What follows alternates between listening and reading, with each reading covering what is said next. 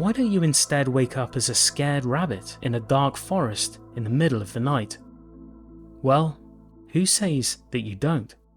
End quote. It's a view that resonates with both ancient and contemporary ideas.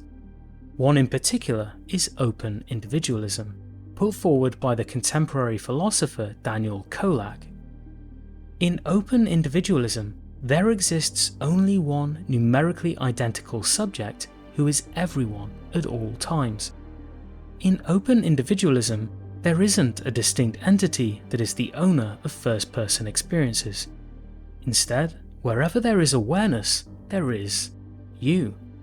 Every conscious being that has ever existed or will exist in the future is experienced by the same principle of awareness.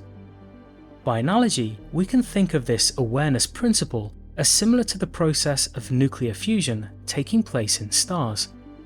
There are trillions of stars in the universe, and they are all powered by nuclear fusion, but we don't say that there are billions of nuclear fusions.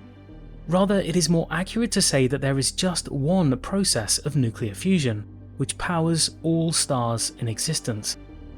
Similarly, there is just one principle of awareness that underlies the innumerable minds in existence. In this view, there is no separate self or soul navigating through experiences. There is only consciousness experiencing itself in an innumerable variety of forms.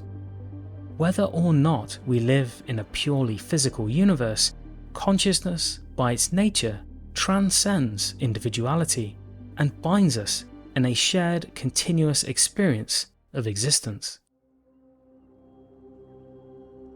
The New Age slogan, "We are all one," is often accompanied with naive platitudes of peace and love.